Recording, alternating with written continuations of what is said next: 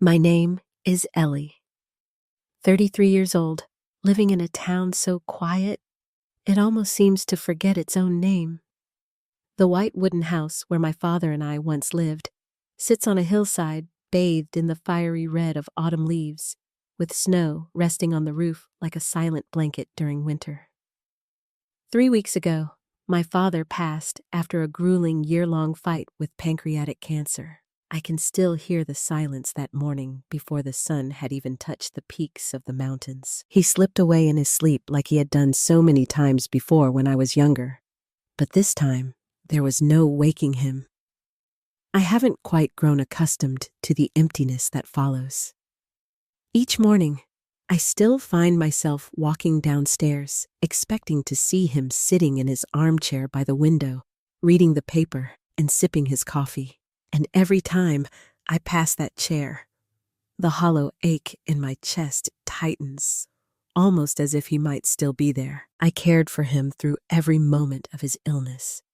The diagnosis shattered us, and from then on, I pulled back from my work at the library, moving into his house full-time.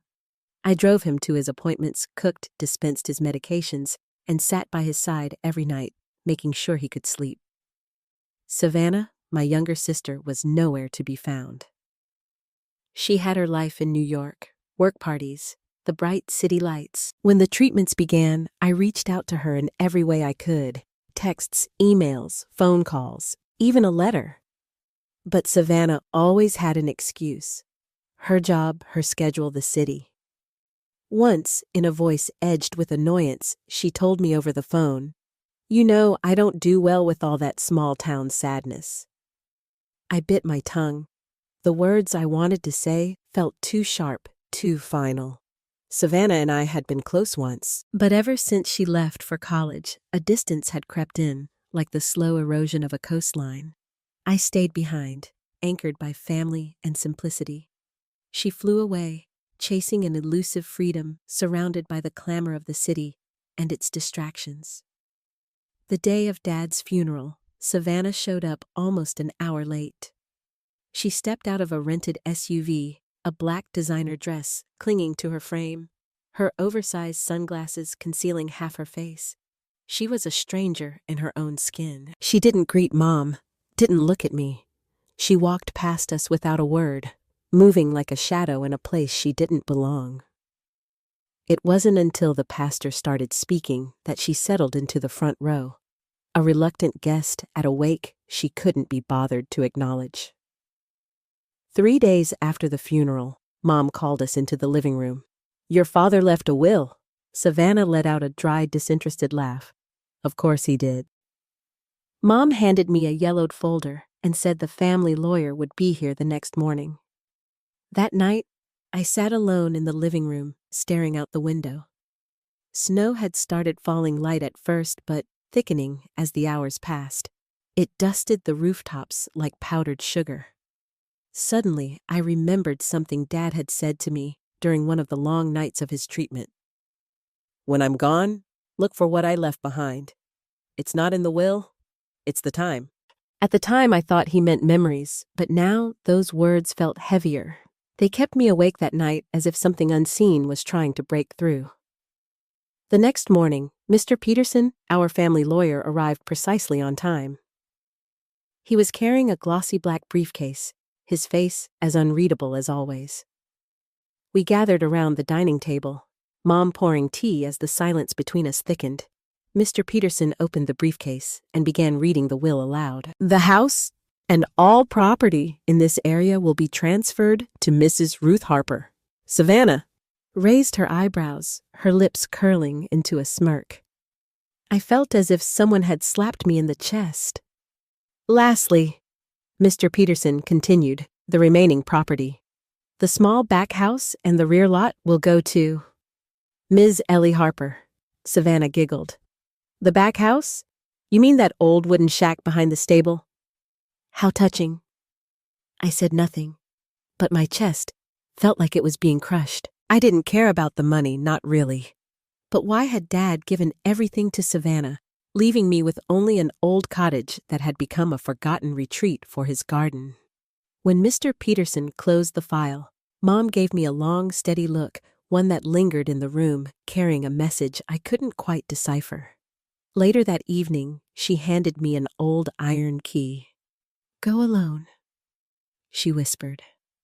My fingers closed around it, confusion and curiosity swirling together too thick to untangle. The back house, the one Dad had affectionately called his hermit hut, had always been neglected, small old, covered in dry leaves and moss, with one side struck by lightning years ago. But now, it was all I had.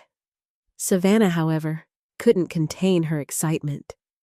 When she heard about the 120,000, she practically jumped out of her skin, turning to me with that half-pitying, half-triumphant look, and said, "At least you've got a roof." The words stung, not because of the cottage, but because of the cruel twist in her voice.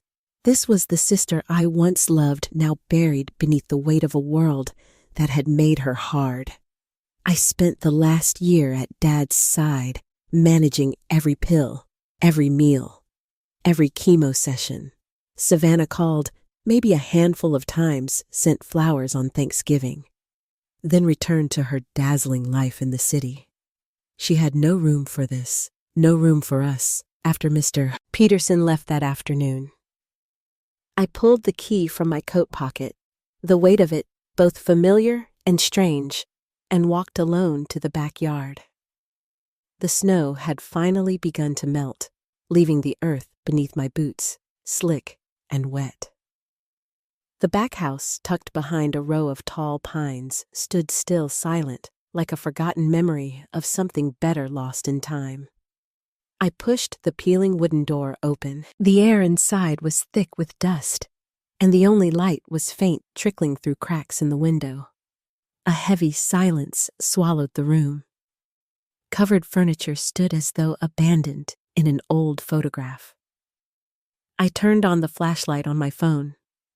The beam landed on an old wooden table with folded maps scattered across it and a bookshelf with a few well-worn paperbacks.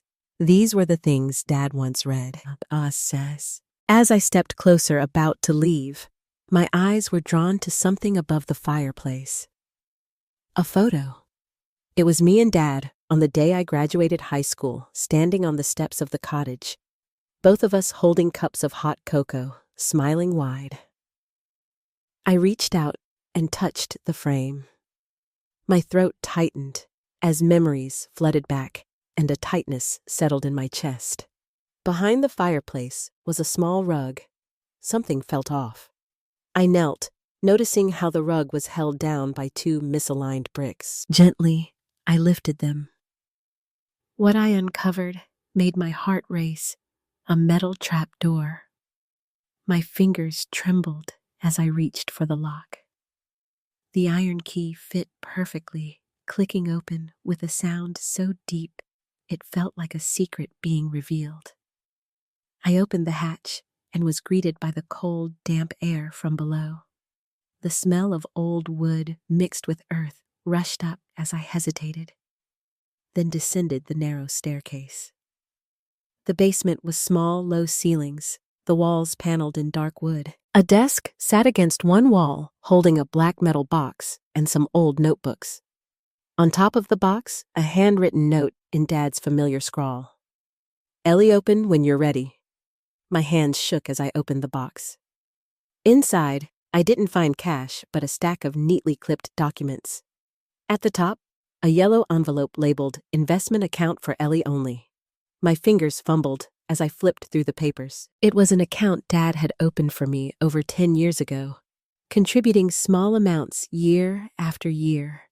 The balance left me breathless, over 500. I collapsed into the corner chair, tears streaming down my face. It wasn't the money that broke me. It was the quiet, unwavering love behind it. A love that hadn't needed to be shouted or written into a will. A love that had been waiting for me all along, quietly building, with no expectation of recognition. I understood now. Dad hadn't left me just an old shack. He'd left me something far more valuable. A legacy, a message, a lesson in faith and quiet strength. I stepped back out into the cold, but the warmth from what I had just discovered wouldn't leave me. The $500,000 seemed like an unimaginable fortune for someone like me. Small-town librarian, unnoticed, unremarkable. But more than the sum, it was how Dad had given it to me, discreetly, gently, in a way that he knew I would never ask, never fight for what I deserved. He had protected me in his own way, a way that no one else had. That night sleep wouldn't come. I sat by the bedroom window, looking out at the back house, now shrouded in darkness. Dad's words echoed in my mind. The most precious things aren't always in plain sight. I had laughed at the time, thinking he meant a rare book, a treasure hidden away. Now I knew what he meant. Life itself, the hidden parts of it, the quiet moments of sacrifice and love, often passed by unnoticed. The next morning, something pulled at me, a nagging feeling that there was still more to find. I returned to the back house determined. I cleaned every dusty item, checked each drawer, each corner of the room. Standing in front of the back brick wall, I noticed something strange, an almost invisible gap running along the base. Only if you knelt down could you see it. With trembling hands, I used an old paring knife to gently pry at the gap. The wall swung open, revealing a narrow, pitch-black space just wide enough for me to slip inside. My heart hammered in my chest, but I stepped in flashlight in hand. The space was small, rough wooden walls, no windows, just darkness. In the corner, a moss-green safe stood old and covered in dust. I recognized it instantly. It had sat in Dad's office when he ran his construction company. I used to sneak into his office as a child, spinning in his leather chair, playing with everything on his desk. When I'd asked him about the safe, he'd just smiled and said, "A grown-up secret? Maybe one day you'll know." And now, I was standing in front of it. I rushed back to the basement, grabbing the 2 small keys I'd found in the document box. The pieces were coming together. There was more to uncover, more that Dad had left behind. The real question was what was waiting for me inside. The first key didn't fit, but the second slid into the lock with a soft, peculiar click.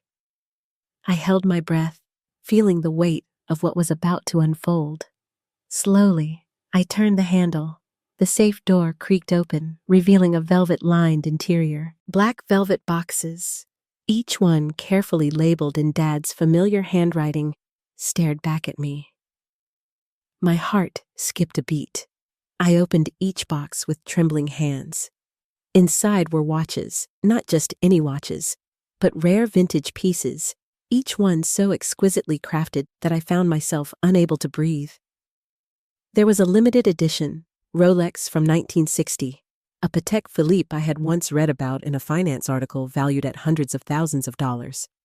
But the collection didn't end there. Over 20 years, Dad had quietly built a treasure trove, each piece bought during business trips, each one holding a story, a memory, a whisper of a past long gone.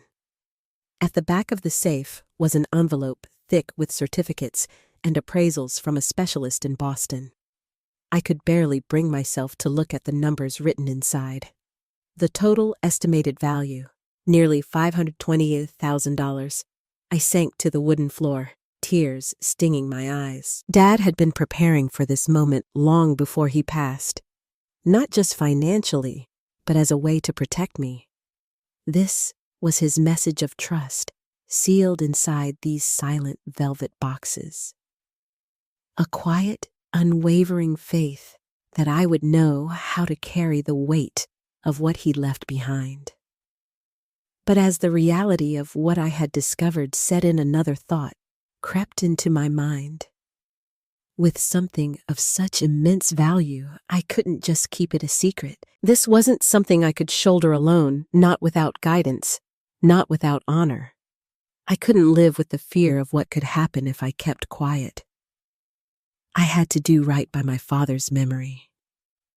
I had to handle this with transparency, integrity, and care. I spent nearly a week in a haze each time I opened the safe, seeing those watches shimmering under the cold beam of my flashlight. It felt like a strange dream, something that could vanish with a single blink. But it was real. Every watch, every note from Dad, every appraisal.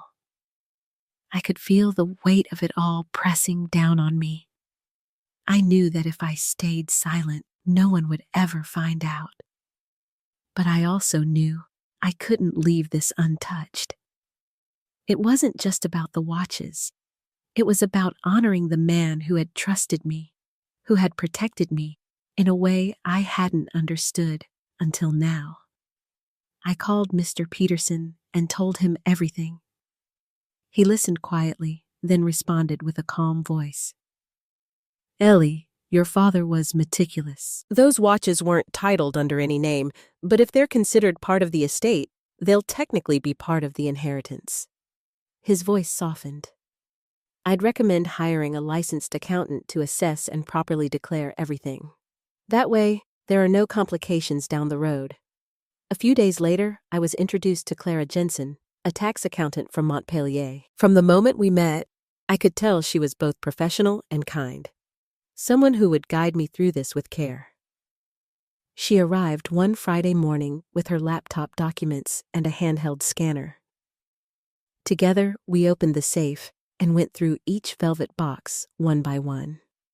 As Clara slipped on a pair of gloves, she gasped. This is an exceptional collection. Ellie, some of these, if auctioned properly, could far exceed the listed value. I sat beside her opening each box and told her the stories that came with each piece. The gold watch Dad wore at my graduation. The pocket watch he slipped into my lunchbox as a surprise after a long day. These were more than just timepieces. They were pieces of him, each one holding a moment, a memory. After examining everything, Clara concluded. The current estimated value is around $523,000.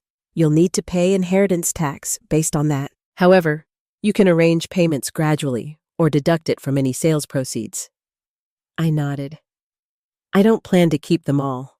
I'll hold on to a few that mean the most to me. The rest, I think they deserve to go to someone who truly appreciates their worth. In the weeks that followed with Clara's help, I sold 11 of the most valuable watches at a reputable auction house in Boston. After taxes and fees, I received nearly $340,000. Most of it went toward paying the inheritance taxes, but the remainder I set aside. It was for something else. I wanted to give small gifts to those who had supported Dad during his illness. Dr. Wells, Nurse June, and Mr. Tom, our retired neighbor who had shoveled our driveway during the snowstorms. I sent simple gifts, a gift card, a handwritten thank you note, and a small photo of me and Dad from happier times. It wasn't much, but it was all I had to give in return for the quiet kindness that had been shown to us. I didn't want anyone to think I was showing off. Gratitude, I believed, should be spoken, and when possible, shown. So, I kept 3 watches, the silver pocket watch Dad wore on special holidays, a vintage BVA my mom once gave him, and a simple Hamilton he handed me when I started working at the library. So you'll always be on time, he had said when placing it in my hands. And remember, time is precious. Those words had stuck with me, grounding me in the slow passage of moments. Everything seemed to settle down after that. I went back to my routine, working at the library, fixing up the main house for Mom to move in. Life slowly returned to its rhythm. That is until one late afternoon in mid-February, when the snow began to melt and the sky turned a pale, bleak gray. I heard a car pull up outside. Looking through the window, I saw Savannah step out of a sleek black sedan, a designer purse hanging from her arm. Her heels sank into the damp earth with each step. She paused for a long moment. her gaze locking directly with mine. Her eyes weren't smug like they had been at the will reading, nor were they proud, as they often were. They were empty, tired, maybe even desperate. I stepped back from the window, my chest heavy. Part of me wanted to turn away, but something else, something deeper, urged me to open the door. Savannah stood on the porch, her wavy brown hair tousled by the wind, her high heels caked with mud. The hollow look in her eyes made me freeze. I opened the door and faced my sister. She smiled, but it didn't reach her eyes. "How have you been?" she asked, her voice distant, as if drained of emotion. I nodded. "Do you want to come in?" Savannah stepped inside, removed her wet shoes, and sat down. She didn't have the strength to maintain her usual polished facade. I poured her a cup of hot tea, my mind spinning with unanswered questions. "I heard you sent gift cards to the people who helped Dad." Savannah began, her eyes fixed on her cup. "A doctor, a nurse even, Mr. Tom next door. You had money to do that." I blinked. "It was just a gesture of thanks." Savannah nodded, but then looked up, her eyes locking onto mine. "But where did you get the money?" I didn't respond right away. Not because I didn't want to, but because I knew any explanation would lead to a truth she wasn't ready to hear. "Do you think I won the lottery?" I asked, half joking, half testing her. Savannah's laugh was sharp and bitter. "No," she said. Then her eyes narrowed. "But then I ran into Aunt Nora at that party. She said, you gave her a 500 gift card. She said, Ellie's so thoughtful, even after your dad passed." She paused, watching my reaction. "I know you were never the type to have money lying around." I didn't say anything, my gaze drifting toward the window. Outside, the gray sky threatened more snow. Savannah's voice grew louder.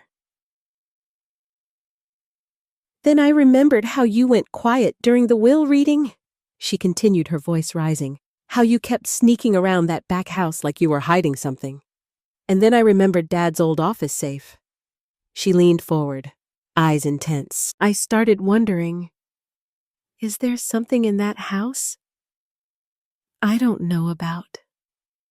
I turned to her, heart pounding in my chest. "Savannah," I said quietly, "what I received isn't what you think." She cut me off, her words cutting through the air. "You're not a good liar, Ellie." And that makes me even more certain I was about to speak, when Savannah suddenly stood, grabbed her coat, and said sharply, "I just want to know if I sold off my presents during Dad's final year.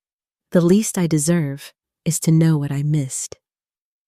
I watched her leave, her footsteps disappearing into the night. What I didn't know then was that after leaving my house, Savannah drove straight to Mom's. Mom called me close to midnight. Her voice trembled on the other end of the phone. "Ellie, someone broke in." I shot up in bed, my heart racing. "What happened? Was it a burglar?" "I thought so," Mom said, her voice shaky. "But then I saw it was Savannah."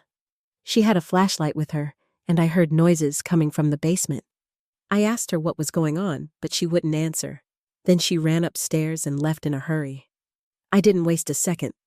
I drove straight to Mom's house, confusion and fear bubbling in my chest. When I arrived, the basement door was wide open.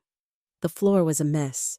Some cardboard boxes had been ripped apart, but the safe was untouched. I scanned the room, my eyes falling on a muddy shoe print on the wooden floor. I recognized it immediately. It was the same style of shoes Savannah had worn when she visited me that afternoon. The chill I felt didn't come from the snow outside. It came from a truth I didn't want to admit. Savannah had tried to take what wasn't hers, and she likely wasn't done yet. I was making coffee in the kitchen on a Sunday morning when the phone rang. Mom's voice, usually steady, was panic-stricken. Broken. Ellie, go to the hospital. Savannah, she had an accident. The safe. It fell on her. I froze. The coffee cup slipped from my hand, shattering on the tile floor. My heart stopped. 15 minutes later, I was at the emergency room of the regional hospital. Mom sat in the waiting area, pale and trembling, clutching the old knit scarf she always carried. When she saw me, she rushed over her eyes, red. She came to the house last night alone? I thought she was just looking for a few keepsakes. I had no idea. She went down to the basement. I gripped the strap of my bag, my heart racing. How did the safe fall? It's heavy. Mom choked up her voice, barely audible.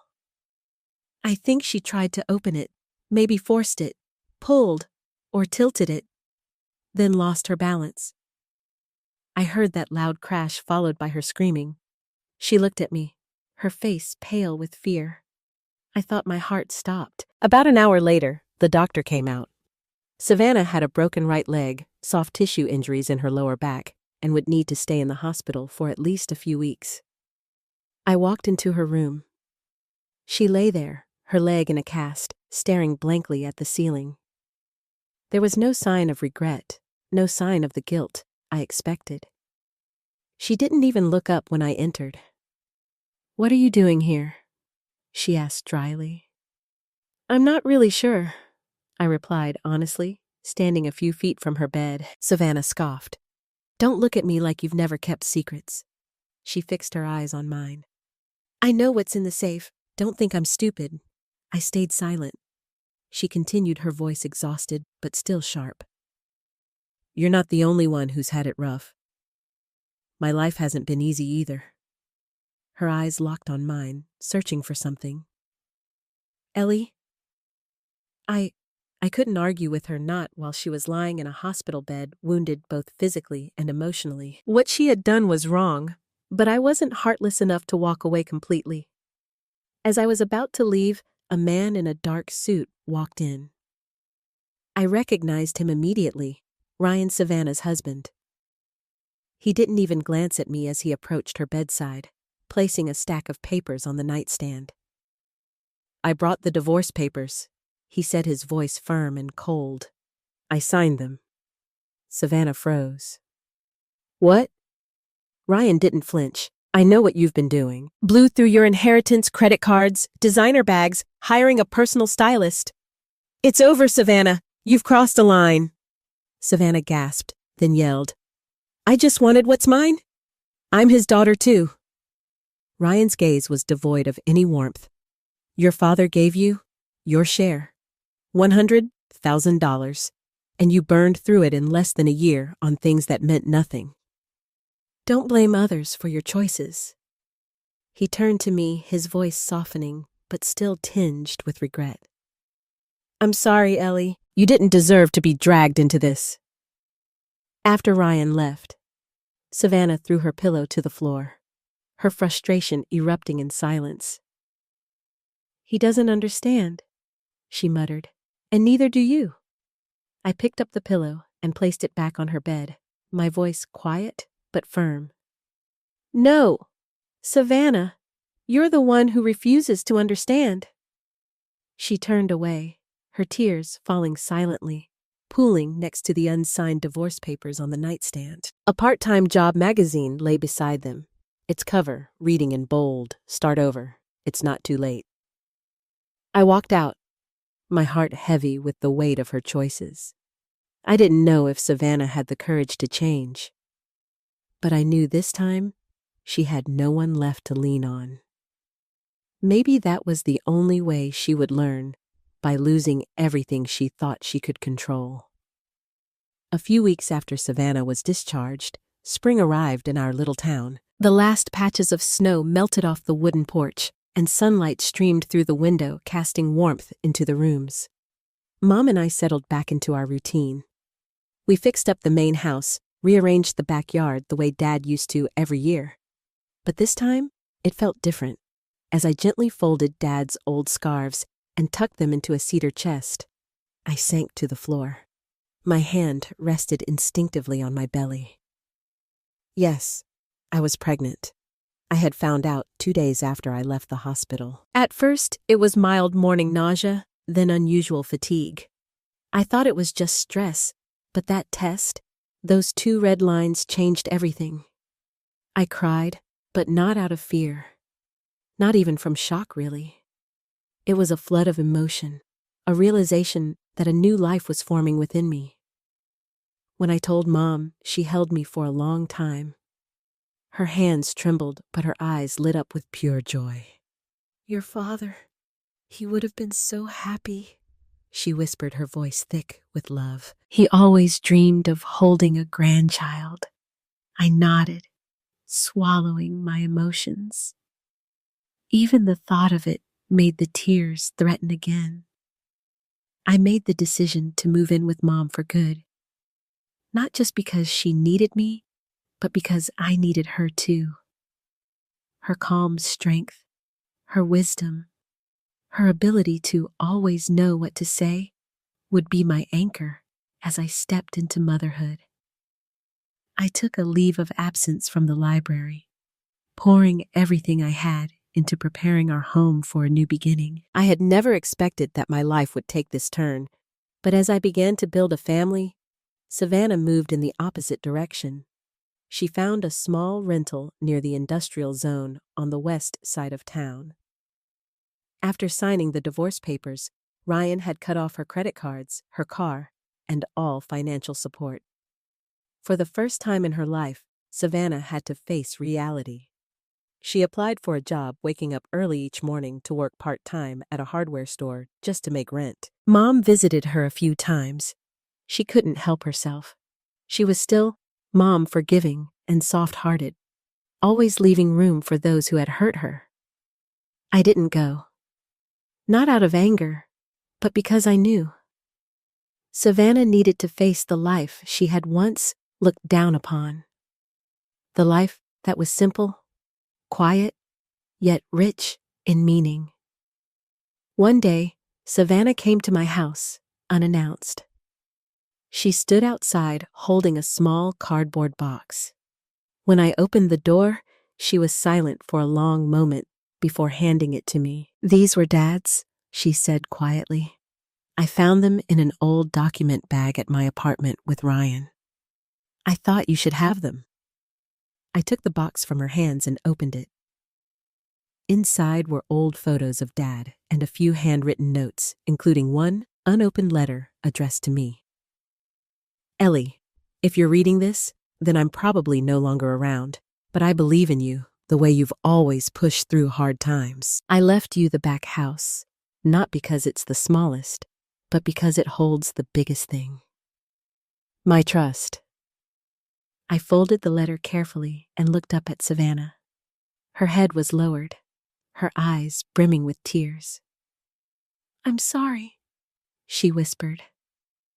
Not for the safe, but for all the years she had missed, years spent away from me, from Dad, from everything that truly mattered.